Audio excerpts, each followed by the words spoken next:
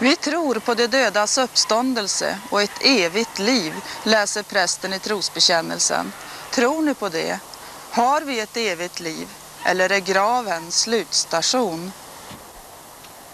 Sommaren 91 besökte vi gränsforskare som på fullt allvar menar att de har kontakt med döda över elektronisk utrustning. Skulle detta kunna bevisas vara sant, så står vi inför ett stort paradigmskifte. I den här videodokumentären visar vi en del av deras och andra gränsforskares kontakter med andra sidan. Vi beskriver också den tekniska utrustningen och hur det går till vid kontaktförsök. Vi gör ingen som helst anspråk på att kunna bevisa att detta är sant, men vi har ingen anledning att tro att de ljuger. Vi börjar videon TV-kontakt med andra sidan med att visa autentiska bilder mottagna av paret Hasch-Fischbach i Luxemburg.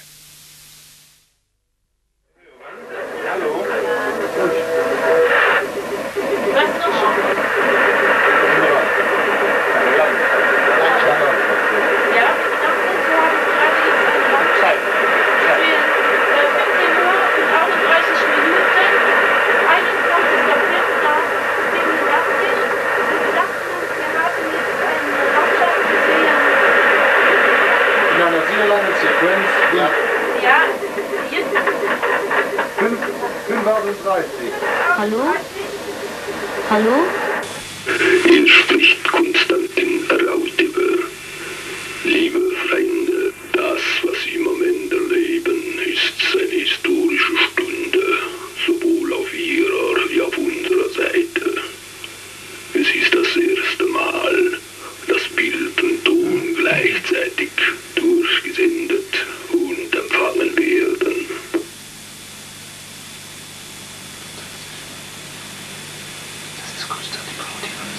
Das war ja noch nie. Bitte? Das war ja noch nie. Bild und Ton. Ich habe mich entschlossen, sowohl um einigen, die noch immer zweifeln, etwas beibringen zu wollen, ein Bild von mir selbst durchzugeben, so wie es mich zeigt hier, wo ich jetzt auf dieser Seite am Ufer des Flusses der Ewigkeit bin. Sowohl als auch den Menschen, die guten Willens sind und die befürchtet haben, ich würde nicht mehr zur Gruppe Leitstrom gehören.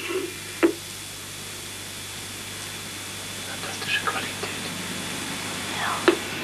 Dinge wie dies, das Sie jetzt erleben, geschehen nicht nur dadurch, dass wir auf unserer Seite uns bemühen, sondern auch, dass es auf ihrer Seite Menschen guten Willens gibt, die sich einsetzen für die Transkommunikation. Danke.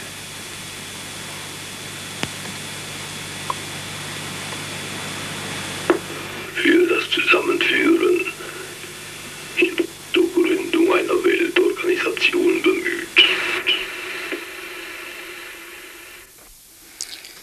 Filosofie doktor Konstantin Radevi hade varit död i nästan 15 år när han den 1 juli 88 framträdde i den här tv-sändningen vi nyss sett, som togs emot av makarna och gränsforskarna Hasch-Fischbach i Luxemburg. De är helt övertygade om att tv-utsändningen kom från andra sidan. De forskar i elektronisk transkommunikation, det vill säga kontakt med andra livsdimensioner via elektronisk utrustning. Även Konstantin Radevi forskade i transkommunikation när han levde och han skrev ett flertal böcker i ämnet, till exempel Breaksro 1971. Nu arbetar han vidare på andra sidan och har tillsammans med andra forskare där byggt upp en kommunikationscentral för kontakt med oss här på jorden. Om gränsforskarna skulle ha rätt så skulle vi alltså överleva vår kroppsliga död och via elektronisk apparatur kunna kommunicera med andra sidan. Det här låter som science fiction, men gränsforskarna hävdar att det är verklighet. Vi följer historien bakåt till en man i Sverige som för 30 år sedan fick in röster av döda på sin bandspelare och satte igång ett grundläggande forskningsarbete. Han redovisar sina första resultat 1964 i boken Rösterna från rymden. Nu när vi närmar oss år 2000 så har gränsforskare i Tyskland och Luxemburg vidareutvecklat tekniken till direkt tvåvägskommunikation med andra sidan, dels genom radio och tv men även via dator, telefon och telefonsvarare. Den man som startade all denna otroliga, ja nästan helt ofattbara Jules Verne-betonade forskning var Friedrich Jürgenson. Jag träffade Jürgenson 1978 och frågade honom hur han kunde komma på tanken och börja forska i det här. Det började nämligen så att jag har ett intresse redan när jag var liten att förstå livet och döden och att förstå sig själv och verkligheten. Det var omkring året 1957 som det började krångla på mina bandinspelningar därför att då var jag sångare, jag sjöng, förstår du, och jag hade mina lektioner på min band. Ljudet försvann som något skruvde på volymen, rytmiskt. Det var något mycket underligt och när jag vill ta upp en bokfinkssång, jag älskar fågelsång, och då kom faktiskt in något mycket märkvärdigt. Samtidigt som bofinkens sång försvann kommer en brus i mikrofonen, alltså på bandet. Och man hörde en röst tala på norska om olika fåglar, nattfåglar som plaskade i vatten och så vidare. Det var mycket märkligt. Jag vill ha en dagsfågels röst och jag fick nattfåglar. Jürgenson förstod att bandspelare vid tekniska fel kan ta upp radiosändningar. Så han ringer upp Norges radio och fick då veta att programmet sänds för en vecka sedan och hade aldrig gått i repris. Jag säger, men jag fick den idag, det är omöjligt. Det gick för en vecka. Då började min uppmärksamhet vakna, förstår du, att här händer något. Först dessa konstiga rytmiska rörelser av volymen och senare en sak som har gått för en vecka om fåglarna. Jag ställde upp igen min bandspelare och då fick jag en röst som kallade mig vid namn. Och det var röst av min mamma som hade dött då för 5 år och sade: Friedel, lilla Friedel, hör du mig? Det är mamma. Så började det. Efter den upplevelsen så flyttade Jürgenson från stan till landet för att få vara ostörd och bara bandade röster. Han lämnade konst och allt han hade omkring sig. 1963 höll han sin första internationella presskonferens. Den var i stort sett faktiskt positiv, trots allt motstånd. Journalisterna, det var också radio, kom 1:30 och de åkte efter midnatt. Jag har aldrig haft en så lång presskonferens. Och de kom för att avslöja en bluff. Och de åkte och bad om ursäkt. Och så började det. Och det gick som en lavin över hela världen. Nu är det accepterat som ett fenomen, paranormal, rent vetenskapligt. Och det forskas faktiskt i hela världen.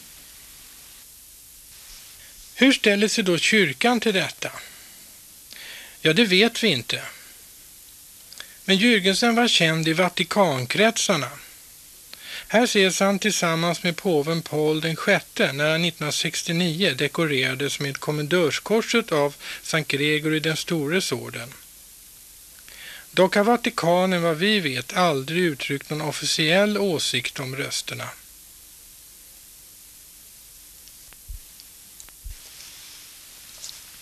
Jürgenson dog den 15 oktober 1987, 84 år gammal. Hans huvudsakliga livsmål hade varit att bygga en bro mellan de två världarna, det levandes värld och det dödas värld, som tycks vara så nära men ändå så långt borta. Jürgensson gav inte upp sitt livsmål bara för att han hade dött. Han arbetar nu vidare på andra sidan med transkommunikation. Det är vår absoluta plikt att om vi vet om verkligheten inte hålla undan dessa informationer som kan ge människor trygghet, psykologisk, därför att verkligheten är den enda som kan befria dem av ångest, rädsla och ovisshet. Det anser jag är det viktigaste av allt.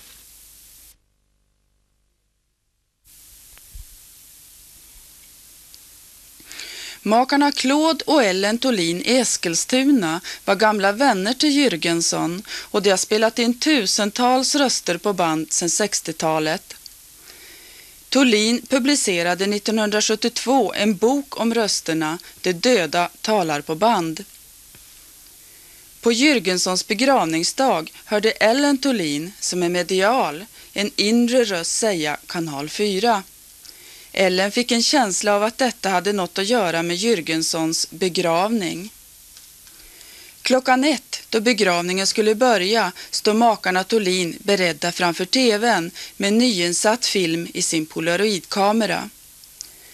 På kanal 4 finns bara brus, men plötsligt händer något underligt.